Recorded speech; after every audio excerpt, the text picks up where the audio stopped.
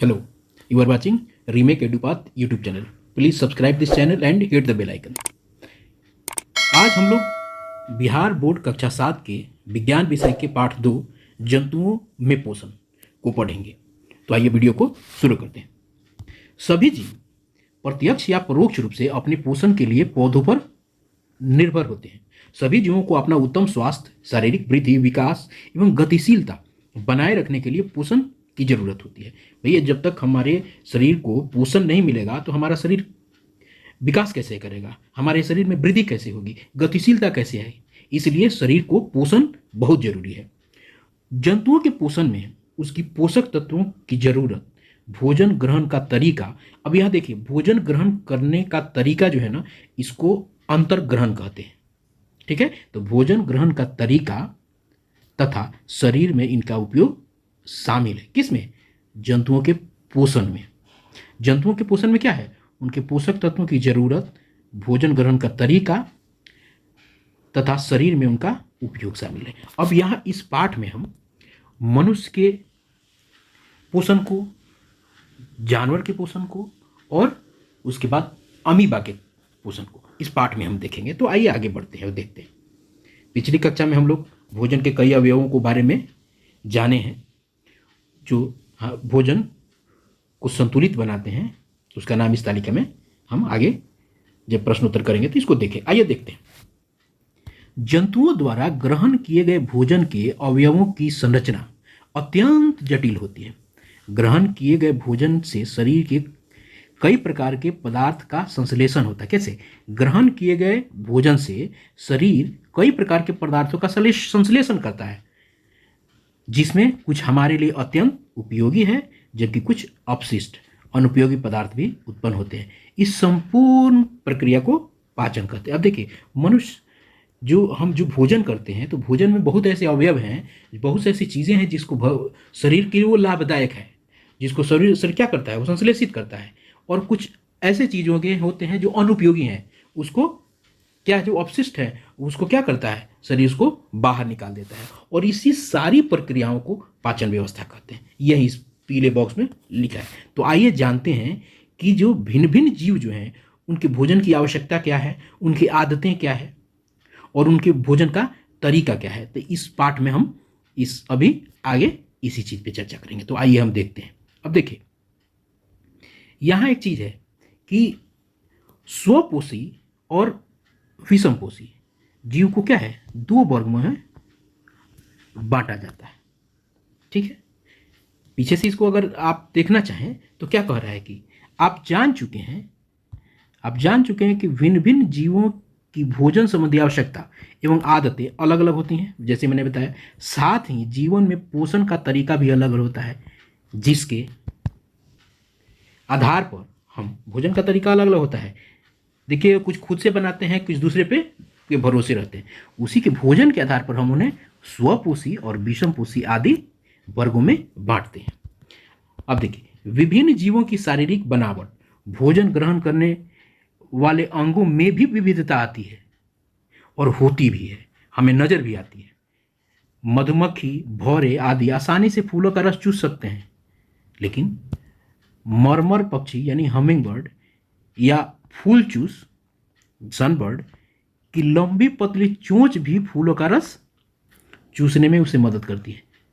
मधुमक्खी, भौरे दूसरे तरीके से करते हैं, हमिंग बर्ड दूसरे तरीके से करता है। ये सबके शारीरिक बनावट जो है ना, सबका अलग है। हम लोग कैसे चबा के खाते हैं, देखिए सांप है कैसे है, वो निगल जाता है। तो गौरैया कैसे है, छोटी सी चोंच से आसानी से छोटी छोटी चीज़ों को खाती है, कीड़ा मकोड़ा चुन के खा जाती है। शेर क्या करता है, शेर मजबूत जबड़े से और पहने दांत से शिकार को पकड़ने और उसे फाड़ने में मदद करता है। कौन? उसका जबड़ा और उसका जो पहने दांत है।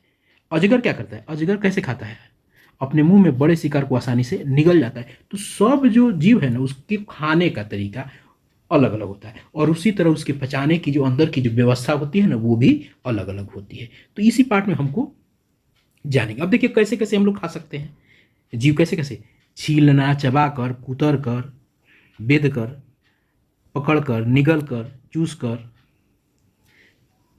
स्पंजी रूप में, इन सब रूप में हम भोजन को ग्रहण करते हैं। ठीक है, चलिए आगे देखते हैं क्या है। ये क्रियाकलाप है, इसको कर लेंगे। अब देखिए, मान लीजिए कि यहाँ क्या है, सांप है। तो सांप क्या करता है, भोजन को क्या करता है, भोजन में क्या लेता है, कीट लेता है, और कैसे भोजन करता है, निगल जाता है। मधुमक्खी क्या है, फूलों का रस, और वो क्या करता है, चूस के खाता है। तो ऐसा ही है चीज़ें, ठीक है। इसको हम आगे देखें। अब देखिए, अब हम पहले मनुष्य को जानेंगे। हमने तो जान लिया कि पोषण का तरीका, खाने का तरीका सब लोगों का अलग अलग होता है। मनुष्य दूसरे तरीके से खाता है, जीव जंतु दूसरे तरीके से खाता है, पक्षी दूसरे तरीके से खाता है, कीड़े मकोड़े दूसरे तरीके से खाते हैं। तो सबका अलग अलग तरीका है। अब आते हैं कि वो जो खाना खाते हैं वो पचाते कैसे हैं। तो पहले हम मनुष्य वाले को जानेंगे, फिर जानवर को जानेंगे, फिर और किसी को जानेंगे। आइए मनुष्य को देखते हैं। मानव में पाचन, सब कोई जानता है पाचन मतलब आसान भाषा में से वो तो पचा देना। अच्छा, एक बार हम लोग खाना खाते तो एक बार पच थोड़े जाता है, वो बहुत सारा काम प्रक्रिया स्टेप से होके गुजरता है तो वो पचता है। तो कैसे कैसे होता है इसको हम आज जानेंगे। देखिए, अन्य जीवों की भांति मनुष्य भी भोजन को ग्रहण करता है। अन्य जीव जंतु की तरह हम भी भोजन ग्रहण करते हैं। मनुष्य में भोजन अंतर्ग्रहण मुख के द्वारा होता है, सीधी सी बात है, हम लोग मुंह से खाते हैं। फिर उसका पाचन और उपयोग होता है, फिर उसका अंदर जब जाता है तो उसका पाचन होता है, और पाचन में जो उपयोगी चीज़ होता है वो शरीर क्या करता है, उसको अवशोषित कर लेता है, और जो बेकार की चीज़ें होती है उसको क्या हो सकता है, विसर्जन के रूप में आगे बाहर निकल जाता है। अब देखिए, वही है, उसका पाचन और उपयोग होता है। भोजन का बिना पचा हुआ अनुपयोगी भाग मल के रूप में शरीर से बाहर निकल जाता है, ठीक है। आइए उसको देखते हैं। मनुष्य में भोजन मुख द्वारा ग्रहण किए जाने के बाद एक सतत लंबी नलिका से गुजरता है। कौन, भोजन एक लंबी नली से गुजरता है, जो मुंह गुहिका से आरंभ होकर गुदा या मल द्वार तक जाती है। ये लंबी प्रक्रिया से और लंबी नलिकाओं से होकर जाती है और अलग अलग प्रक्रियाओं से होकर गुजरती है, और आपको तब जाके क्या होता है, ये जो अवशिष्ट चीज़ें हैं, बेकार की चीज़ें हैं, अनुपयोगी बाहर निकल जाती हैं, और जो अच्छी चीज़ें हैं वो शरीर में रह जाती है और खून के माध्यम से शरीर में मिल जाती है। चलिए, इसे आहार नाल कहते हैं, ठीक है। जो लंबी नलिका होती है ना, जिसमें भोजन मुख से होकर मलद्वार तक जाती है, उस नली को क्या कहते हैं, आहार नाल कहते हैं। इस लंबी नली के विभिन्न भाग इस प्रकार है। अब जो लंबी नली है, जो मुंह से होकर मल द्वार तक है, इस बीच में जो लंबी नली है, यहाँ से भोजन कैसे गुजरता गुजरता गुजरता जाता है, इसको आहार नाल कहते हैं। और इसके कई भाग हैं। कौन कौन से भाग हैं भाई, मुख नलिका, ग्रासिका या ग्रास नली, आमाशय, छोटी आंत, बड़ी आंत, मलाशय, गुदा या मलद्वार, ठीक है। चलिए, इसकी अंग्रेजी भी यहाँ लिखी हुई है। मुंह को क्या बोलते हैं, mouth cavity, food pipe and ओएसोफेगस, ठीक है। आमाशय, स्टमक, स्मॉल इंटेस्टाइन, बड़ी आंत को आप लार्ज इंटेस्टाइन बोल सकते हैं, मलाशय, रेक्टम, गुदा मलद्वार, एनस, ठीक है। चलिए, इसी तरह ये है, आगे हम आइए सबको एक एक करके देखें। अब देखिए, पहले आहार नाल। ये आहार नाल कैसे जाता है, देखिए आहार नाल जैसे पता है कि जो नलिका है, मुंह से होकर नलिका गुजरते गुजरते गुजरते गुजरते ऐसे कैसे कैसे कैसे होकर यहाँ तक आ गई है, ये पूरी को आहार नाल कहते हैं ना। लेकिन कई इसमें अलग अलग इसके भाग है, उस सबको हम लोग एक एक करके देखेंगे। आइए देखते हैं। आहार नाल के इन भागों के साथ अनेक छोटी बड़ी ग्रंथियां जुड़ी होती हैं, जैसे लार ग्रंथि, यकृत, अग्नाशय आदि, जो पाचक रसों का स्राव करती है। ये पाचक रस भोजन के जटिल अवयवों को सरल रूप में बदलने में मदद करते हैं। अब आहार नाल में क्या होता है, कुछ ग्रंथियां होती हैं, लार ग्रंथियां, यकृत, यज्ञाशय, ये पाचक रस इसमें होते हैं। इसे पाचक रसों का रिसाव होता रहता है, स्राव होता है। तो क्या करता है, भोजन को पचने में, भोजन को के अवयवों को सरल रूप में बदलने में मदद करता है, ठीक है। अब देखिए, आगे देखते हैं।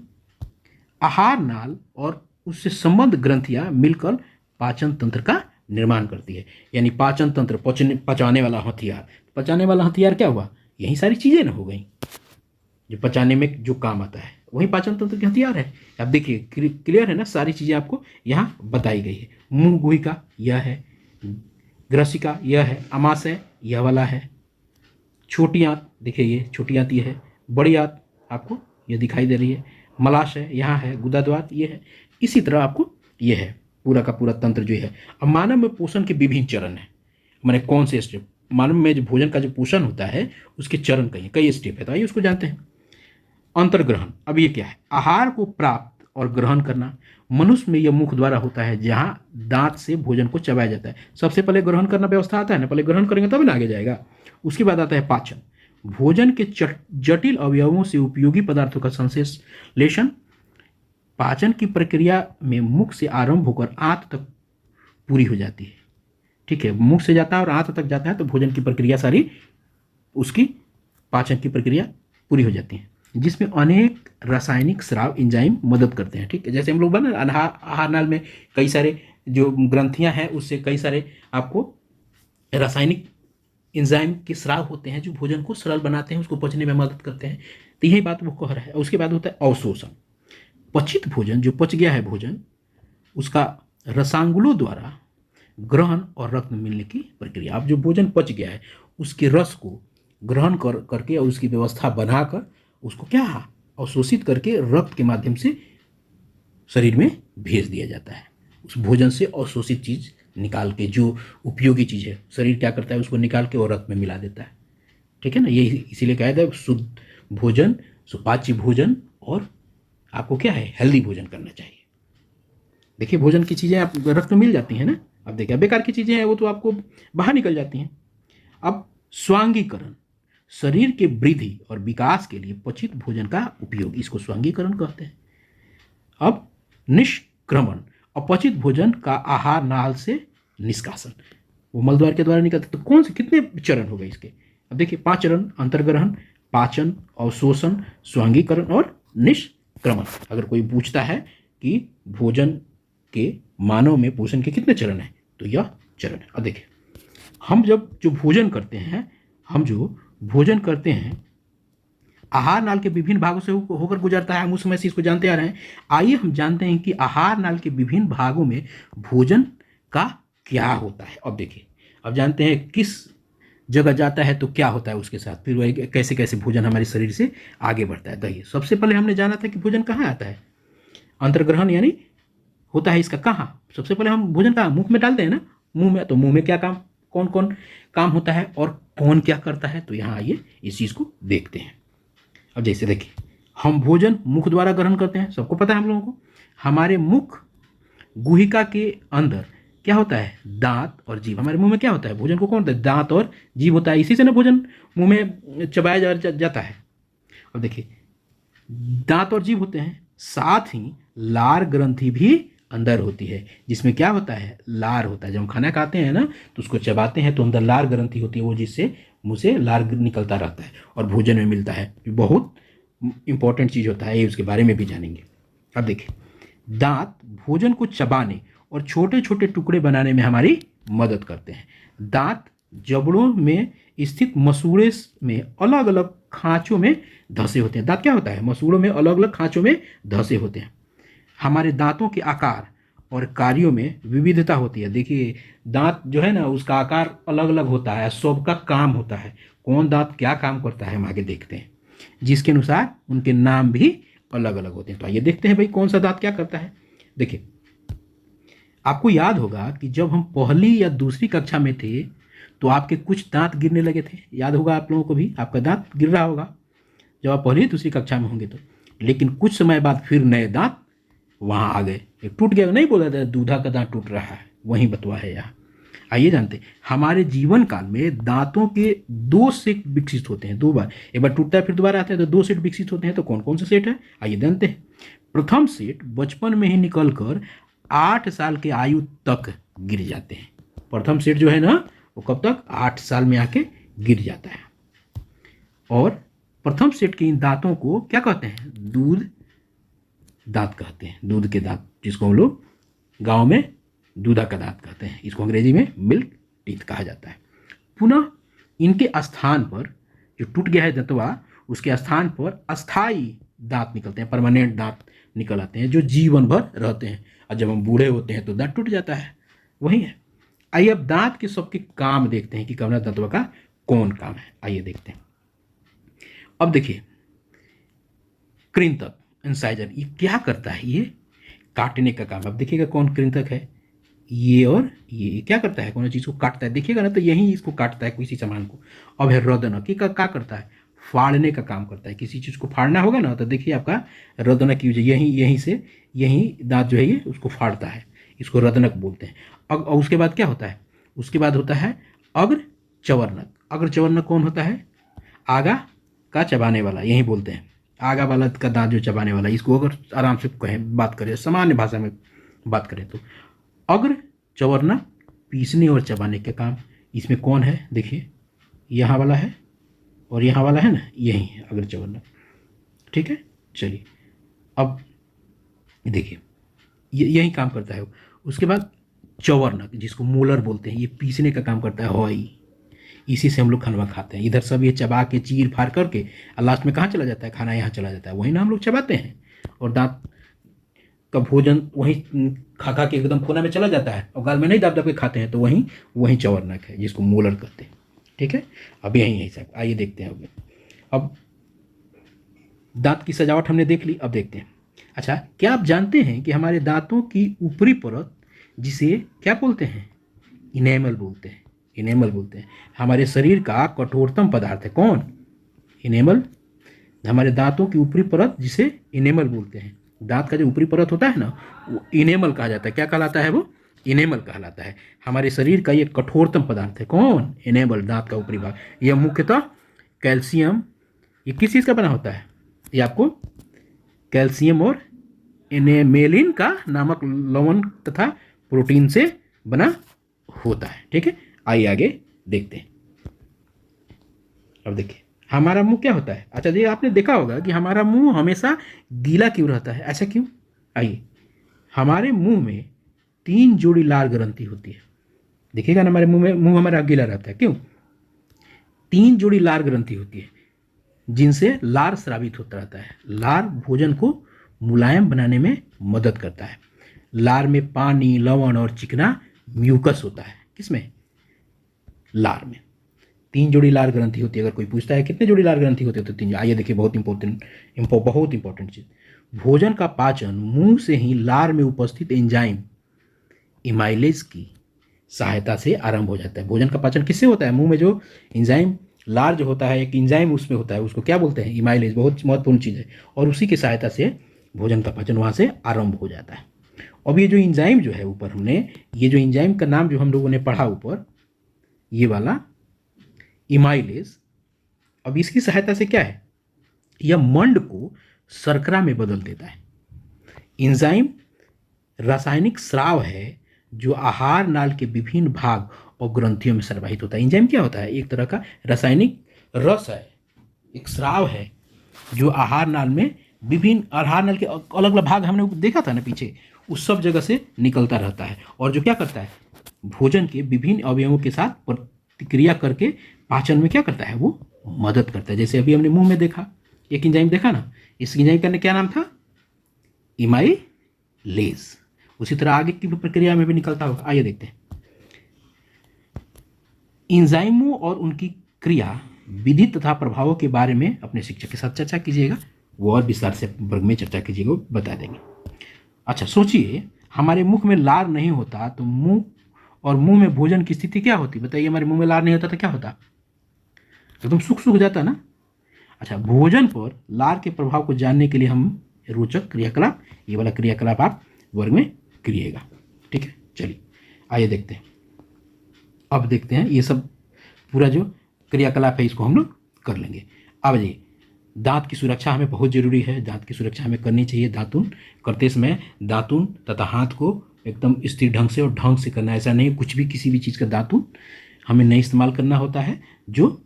जो सही दातुन हो उसको, आजकल तो सब ब्रश से ही करते हैं, तो ब्रश को भी सही ढंग से यूज़ करना चाहिए। हमें सुबह और रात में सोने से पहले अपनी दांत को दातुन या ब्रश से जरूर साफ करना चाहिए। और दातुन करते समय दातुन या हाथ की उंगलियों से मसूड़ों पर अवश्य मलना चाहिए, जिससे दांत स्वस्थ रहे। दांत को हमेशा ध्यान रखना चाहिए, ठीक है ना। अब दांतों को ऊपरी परत को हमने कुछ देर पहले जाना था ना, क्या जाना था, क्या बोलते हैं उसको, क्या बोलते हैं उसको, इनामेल बोलते हैं ना। चलिए, अब मुंह की दुर्गंध क्यों आती है, मुंह से दुर्गंध इसलिए आती है कि मसूड़ा से रक्त आता है, मवाद आता है, इसके चलते क्या होता है, मुख से दुर्गंध आने लगती है, धीरे धीरे दांत कमजोर होकर टूटने लगते हैं। ऐसी स्थिति में हम बहुत सी चीज़ों को खाने से वंचित रह सकते हैं।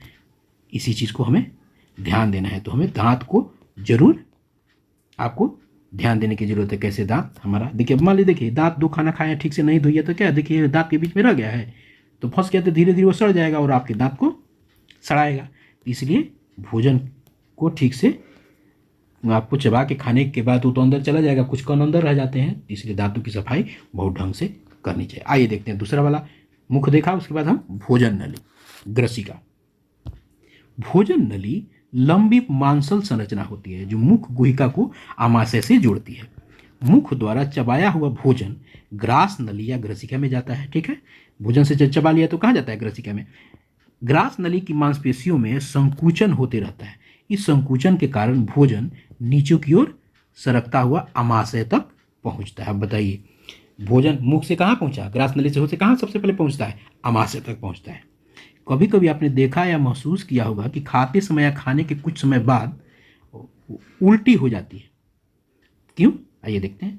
भोजन आमाशय तक नहीं पहुंचता या आमाशय द्वारा स्वीकार नहीं किया जाता, इसलिए उल्टी हो जाती है। अर्थात भोजन नाल में भोजन को पेशियों द्वारा आमाशय के बिल्कुल उल्टे दिशा यानी मुंह की ओर चलाया जाता है। ठीक है ना, आमाशय के चला गया तो चला गया, लेकिन उल्टी होती है कि आमाशय से उल्टी दिशा में आता है, वही उल्टी हो जाता है।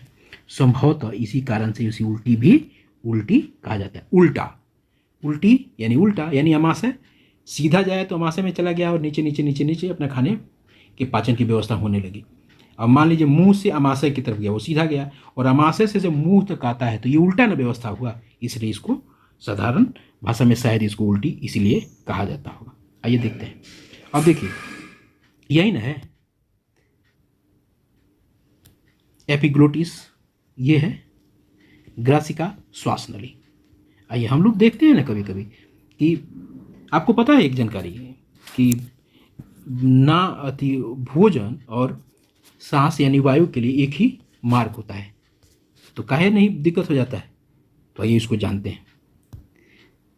आइए अब आपको एक रोचक बात बताते हैं हम लोग, ये किताब कह रहा है ग्रसिका में वायु और भोजन मार्ग एक ही होते हैं। ठीक है, आपकी जिज्ञासा होगी कि भोजन नली से आमाशय तक जाता है, फिर वह श्वास नली की ओर क्यों नहीं जाता? ठीक है ना, वास्तव में श्वास नली के ऊपर एक मांसल संरचना होती है जिसे एपिग्लोटिस कहते हैं। ठीक है, देखिए एपिग्लोटिस कहते हैं। ठीक है ना, ये एपिग्लोटिस है, ये एपिग्लोटिस है।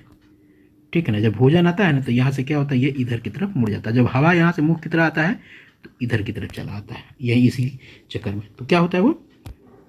अब वास्तव में श्वास नली के ऊपर एक मांसल संरचना एपिग्लोटिस हमने जाना, यह वाल्व का काम करती है। जब हम भोजन ग्रहण करते हैं तो वह श्वास नली को क्या करता है, ढक देता है, तो और भोजन नली में चला जाता है।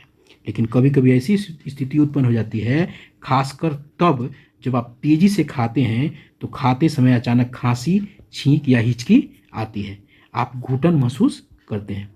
ऐसा संयोग बस भोजन के कणों का श्वास नली में प्रवेश। आप देखिएगा ना, कभी को हिचकी आ जाता है, चाहे खांसीगा तो छींक आ जाएगा, तो वही देखिए अब क्या होता है, ये कैसे काम करता है। यहाँ से हवा भी जा रहा है मुंह में और खाना भी जा रहा है, तो यहाँ तक आता है खानवा जो है, यहाँ ये वॉल्व है, ये बंद हो जाता है, खानवा यहाँ चला जाता है। अब कभी कभी होता है क्या है कि अब जल्दी जल्दी खाते हैं ना तो हवा भी आता है, दोनों एक संग संग आता है, तो उसी के दौरान यहाँ दिक्कत होती है ये, तो आपको हिचकी और छींक आने लगती है और भोजन आपको क्या होता है, खांसी होने लगती है, इसी कारण से होता है। आइए देखते हैं। अब देखते हैं जब आमाशय में भोजन आता है तो आमाशय में क्या काम होता है। ये आमाशय क्या है?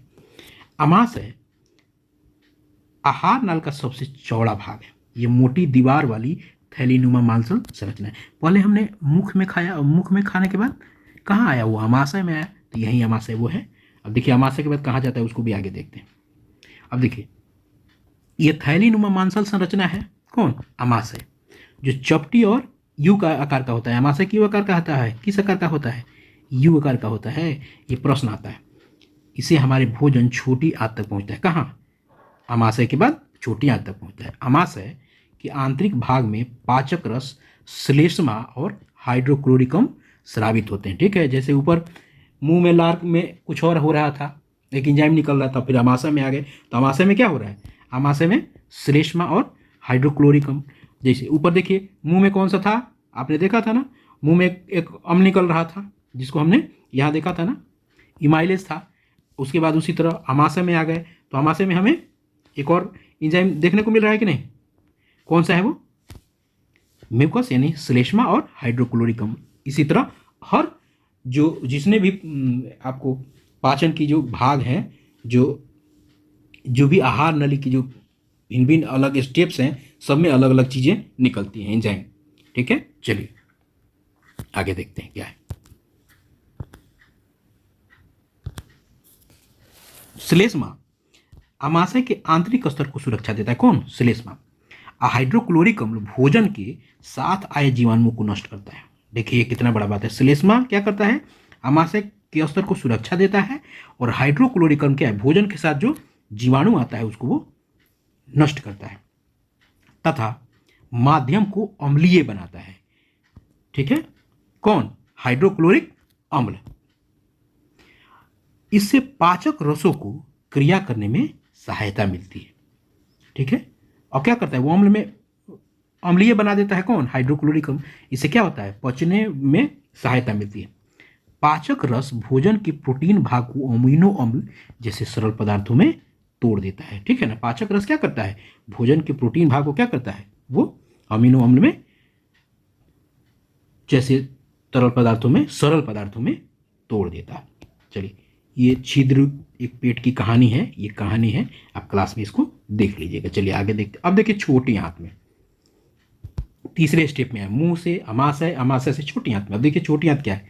छोटी आंत लगभग 6 से 7 मीटर, 6 से 7 में देखिए कितना लंबा होता है, और कुंडलित संरचना है। वो क्या होता है? ऐसे ऐसे ऐसे ऐसे ऐसे पेट में दिखेगा ना, कुछ देर ऐसे ऐसे ऐसे ऐसे होकर रहता है, वो ऐसे ऐसे होता है, ये ऐसे ऐसे ऐसे ऐसे, ये छोटी आंत। छोटी आंत देखिए ऊपर ऊपर फोटो में होगा, फोटो में दिखाया गया था ना, आपने देखा होगा छोटा आंत कैसा है। यहाँ था, देखिए कैसे कैसे है, कुंडलिना है ना, देखिए कैसे लिखा गया छोटी आंत, ऐसे ऐसे है, ऐसे ऐसे है ना, ये छोटी आंत है। इसी को, ये कितना लंबा होता है? ये 6 से 7 मीटर लंबा होता है, और इसमें यकृत, अग्न्याशय तथा स्वयं इसकी दीवारों से स्राव होता है। कहाँ कहाँ से इसमें स्राव होता है? यकृत से, अग्न्याशय से, और स्वयं इसकी दीवारों से। अब देखिए लीवर, यकृत जिसको लीवर बोलते हैं ना, यकृत है हिंदी उसका नाम। अब ये कैसा होता है? गहरी लाल भूरे रंग की यकृत मानव शरीर की सबसे बड़ी ग्रंथि है। कोई पूछेगा कि मानव शरीर में सबसे बड़ी ग्रंथि कौन सी है, तो क्या कहेंगे? लीवर। यह अमाशय के ऊपरी भाग में दाहिनी ओर स्थित होता है। कहाँ होता है? अमाशय के ऊपरी भाग में दाहिनी ओर स्थित होता है, और पीत रस स्रावित करता है। कौन? यह यकृत। यह स्रावित करता है, जो एक थैलीनुमा संरचना पित्ताशय में संग्रहित होता है। क्या करता है? ये पीत और संग्रहित करता है, और ये क्या, और जमा कहाँ होता है? वो पित्ताशय में। ठीक है ना, गॉल ब्लैडर सुने होंगे ना। अब पीत रस वसा के पाचन में महत्वपूर्ण क्या करता है? भूमिका निभाता है। उसको, किसको? वसा के पचने में, वसा जो है ना उसको पचाने में पीत रस जो है वो महत्वपूर्ण भूमिका निभाता है। जो जमा कहाँ होता है? पित्ताशय में। ठीक है ना, आइए देखते हैं। उसके बाद अग्न्याशय से स्राव। अभी हमने लीवर से स्राव देखा, ये लीवर से स्राव ऊपर पढ़ा ना, यकृत से, अग्न्याशय से, और उसकी दीवारों से स्राव होता है।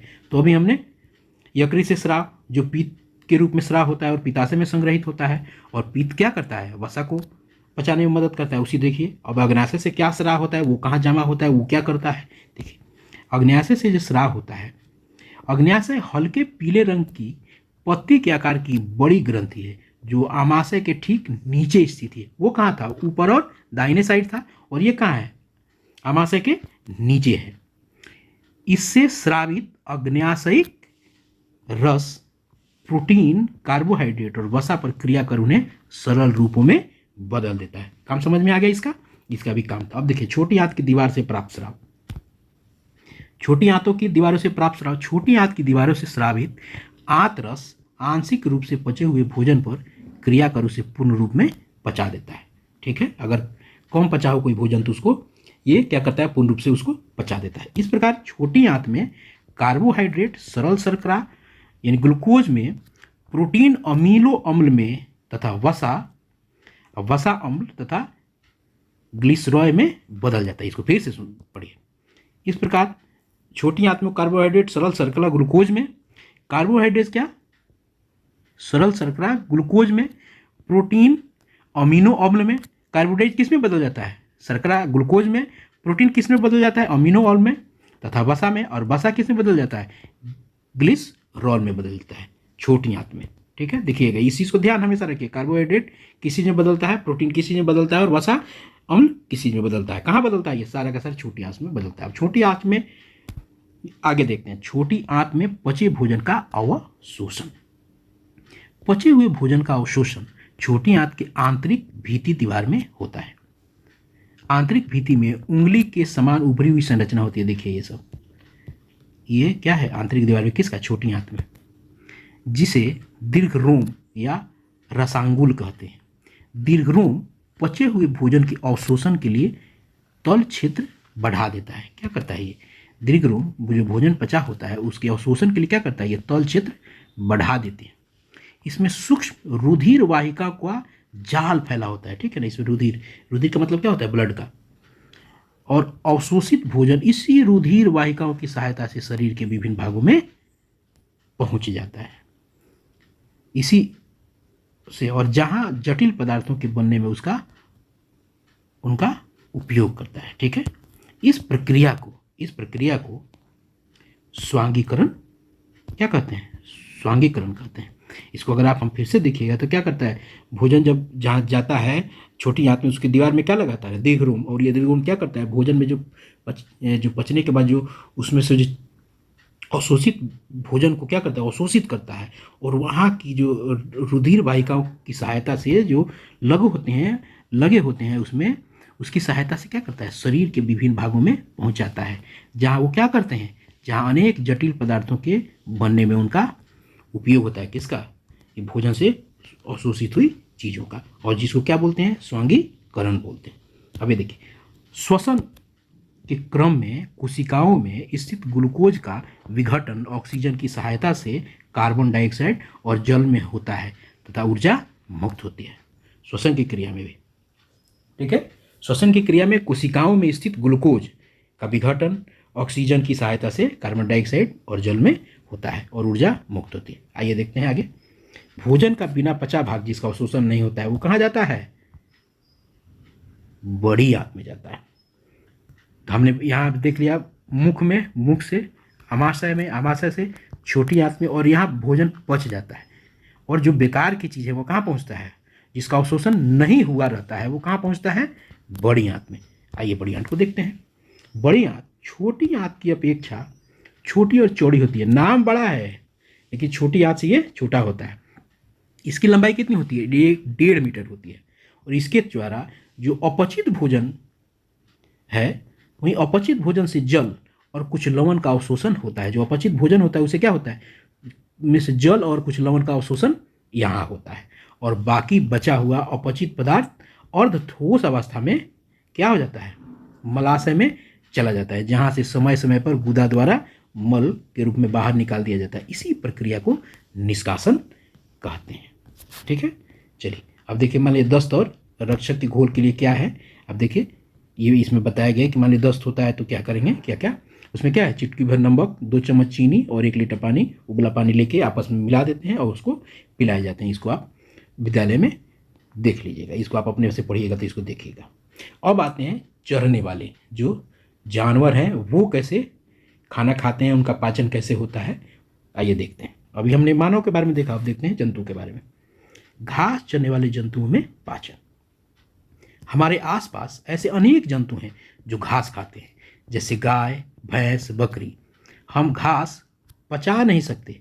पौधों से प्राप्त अधिकांश पोषकों में सेलुलोज की प्रधानता नहीं होती है। घास में भी सेलुलोज प्रचुर मात्रा में पाए जाते हैं। सेलुलोज एक प्रकार का क्या है? कार्बोहाइड्रेट। मानव सहित बहुतों से तंतु सेलुलोज का पाचन नहीं कर पाते हैं। मानव सहित, आदमी के सहित बहुत से जंतु सेलुलोज का पाचन नहीं कर पाते। घास खाने वाले जंतुओं की पाचन व्यवस्था थोड़ी अलग होती है हमसे। इनका आमाशय विशेष प्रकार का होता है जो 4 भागों में बटा रहता है। पहला भाग सबसे बड़ा होता है जिसे रुमेन कहा जाता है। निगला हुआ घास प्रथम आमाशय रुमेन में इकट्ठा होता है, जहां भोजन का आंशिक पाचन होता है, जिसे चुगाल या कण कहते हैं। बहुत से घास खाने वाले जंतु, देखिए ये रुमेन है। बहुत से घास खाने वाले जंतु चरते समय जल्दी जल्दी घास काटकर निगल लेते हैं। हमारी तरह खाना खाते समय ये भोजन पूरी तरह चबाते नहीं, अभी कैसे कहते हैं, निगले हुए खाने को जुगाल ये पुनः मुंह में लाकर चबाते हैं। जो निगल ये लेते हैं वो क्या करते हैं, फिर मुंह में लाते हैं और फिर वो जुगाली जिसको हम लोग कहते हैं उसको लाके चबाते हैं तो फिर वो अंदर जाता है। आपने यह देखा होगा कि जब वे खा नहीं रहे होते तब भी उनका मुख चलता रहता है। देखिएगा ना, देखिएगा तो लोग कहता है कि जुगाली कर रहा है। इस प्रक्रिया को जुगाली या पागुर बोलते हैं। गाँव में इसको ना पहुरा रहा है। इस प्रक्रिया को जुगाली या पागुर कहते हैं। इन जंतुओं में सेल्यूलोज का पाचन कुछ जीवाणुओं की सहायता से होता है। ये जीवाणु रूमेन में होते हैं। कहाँ होते हैं? रूमेन में। ये रूमेन है। आमाशय के बाद भोजन छोटी आंत और वहाँ से बड़ी आंत में जाता है। मनुष्य से थोड़ा सा हिसाब किताब इनका थोड़ा सा अलग है, बहुत ज़्यादा अलग नहीं है।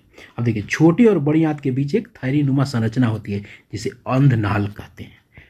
किसके? छोटी आंत और बड़ी आंत के बीच में होती है, जिसको क्या बोलते हैं? इसको बोलते हैं हम अंधनाल कहते हैं। चित्र में अगर देखिएगा, चित्र में अंधनाल में भी कुछ जीवाणु है। देखिए यहाँ अंधनाल दिखाया गया है, यहाँ अंधनाल दिखाया गया, ठीक है ना। देखिए क्या कह रहा है कि चित्र में अंधनाल में भी कुछ जीवाणु होते हैं। मनुष्य में अंधनाल बहुत छोटी होती है और ये जीवाणु अनुपस्थित रहते हैं। और क्या ये जो जीवाणु है क्या है, उसमें अनुपस्थित रहते हैं। और जंतुओं में क्या होता है? होते हैं। अतः मनुष्य में सेलुलोज का पाचन नहीं होता है और जानवरों में होता है। मनुष्य के पाचन संस्थान में सेलुलोज रेशेदार पदार्थ के रूप में रह जाते हैं, जिसकी उपयोगिता के बारे में आप पिछली कक्षा में जान चुके हैं। सेलुलोज के बारे में हम पिछली कक्षा में जान चुके हैं। आइए देखते हैं। और आपने अभी मनुष्य और घास खाने वाले जंतुओं के पाचन के संबंध में जानकारी प्राप्त की, ठीक है। उनके पाचन तंत्र को जाना, उनकी सारी व्यवस्थाओं को जाना। तो क्या ऐसे जीव भोजन नहीं ग्रहण करते? कुछ ऐसे भी जीव हैं जो भोजन ग्रहण करते हैं कि नहीं, जो बहुत छोटे छोटे जीव हैं। क्या हमको पता है कि भोजन ग्रहण करते हैं कि नहीं? हाँ, ये तो बड़े बड़े जीव हैं जिनमें व्यवस्थित और पाचन तंत्र पाया जाता है, लेकिन ऐसे बहुत सारे सूक्ष्म जीव हैं जिनमें पाचन तंत्र तो दूर, मुख भी नहीं होता। तो क्या ऐसे जीव भोजन नहीं ग्रहण करते? उनमें पाचन नहीं होता? तो आइए उसको हम जानते हैं और देखते हैं। जल स्रोत, तालाब, झील, नम मिट्टी में पाए जाने वाला अमीबा ऐसा ही एक कोशीय जीव है। अमीबा एक कोशिकीय जीव है। इसकी भोजन, अंतर्ग्रहण और पाचन का तरीका अत्यंत रोचक है। इसकी कोशिका के चारों ओर कोशिका झिल्ली होती है, जिसके अंदर कोशिका द्रव भरा होता है और इसमें केंद्रक और अनेक धानियाँ यानी खाली स्थान होता है। अमीबा की विशेषता है कि वह लगातार अपनी आकार और स्थिति क्या करता है? बदलता रहता है। तो देखिए, इसमें एक या अधिक उंगली जैसा उभार निकले रहते हैं, जिसे पदाब कहते हैं। और इसी पदाब से ये क्या करता है? गति करता है और भोजन पकड़ने में मदद करता है। ये देखते हैं क्या है पदाब। यही पदाब है, यही पदाब है, यही पदाब है। और इसी से क्या करता है? वो भोजन पकड़ता है। अमीबा का आहार सूक्ष्मजीवी जैसे जीवाणु, कवक आदि होते हैं। अमीबा क्या खाता है? वो सूक्ष्मजीवी जैसे जीवाणु और कवक आदि खाता है।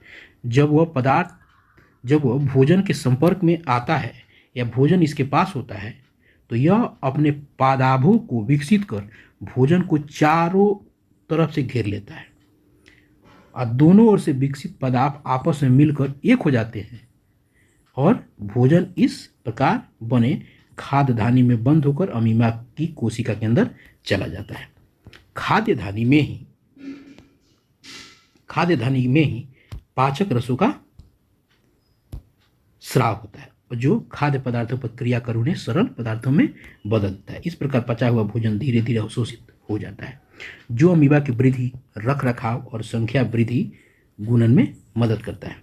यहाँ भी बिना पचा हुआ अवशिष्ट पदार्थ खाद्यधानी से होकर कोशिका द्वारा बाहर निकल जाता है। अवशिष्ट पदार्थ क्या होता है? खाद्यधानी से होकर कोशिका द्वारा बाहर निकल जाता है। यहाँ हम लोग सबके बारे में जान चुके, मनुष्य के बारे में, जानवर के बारे में, अमीबा के बारे में, कैसे भोजन करते हैं, कैसे उनका पाचन होता है, कैसे उसका निष्कासन होता है, यही इस पाठ में था। इस पाठ में कुछ नए शब्द हम लोगों को देखने को मिला। केनाइन, रूमेन, प्रीमोलर, इसका हिंदी ये सब लिखा हुआ है। Curd, ruminant, cellulose, amoeba, stomach, star, canine, pancreas. उसके बाद ये देखिए, ये पादाप जो है, जैसे ये नाम, इसको हम लोग, ये थोड़ा सा अलग तरह का दिखता है, ये इसका प्रोनाउंसिएशन भी अलग होता है। स्यूडोपिया होता है, स्यूडोपोडिया होता है इसका। पाचक रस, डाइजेस्टिव जूस, इसमें पी जो है ना साइलेंट रहता है। पीत रस, गाल ब्लैडर, पीत की थैली नहीं कहते हैं, इनका पीत की थैली काट के निकाल दिएगा, वही है पीत की थैली, ठीक है ना। बड़ी आंत, लार्ज इंटेस्टाइन, ये छोटी आंत से जो पीत निकलता रहता है वहीं जाके होता है। पीत रस, बाइल जूस, पाचन तंत्र, डाइजेस्टिव सिस्टम, यकृत, लीवर, चबरनक, मोलर, सलेवरी ग्लैंड, लार ग्रंथि, amino acid, food pipe, food vacuole, मुखगुहिका, buccal cavity, mucus, fatty acid, incisor, छोटी आंत, स्मॉल इंटेस्टाइन, ORS, ठीक है। आइए देखते हैं अब इस हमने पाठ में जाना क्या क्या। पाठ में हमने क्या क्या जाना। पोषण सभी जंतुओं के लिए अनिवार्य आवश्यकता है।